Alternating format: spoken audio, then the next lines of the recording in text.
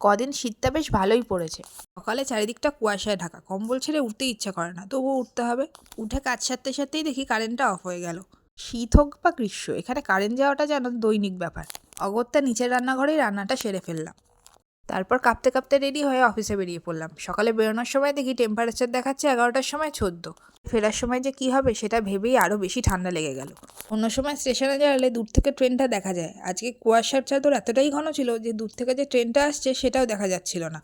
কোনো মতে কাঁপতে কাঁপতে অফিসে পৌঁছালাম। অফিস থেকে বেরিয়ে ভেবেছিলাম আজকে তাড়াতাড়ি বাড়ি যাব, কিন্তু পরপর 4টে মেট্রো ক্যান্সেল। রাত 10টার পর অবশেষে মেট্রো পেলাম। ট্রেন পেতেও দেরি, স্টেশনে পৌঁছে দেখি ও দাঁড়িয়ে আছে। ও আমাকে অটোয় তুলে দিল, তারপরে অটো করে বাড়ি চলে এলাম।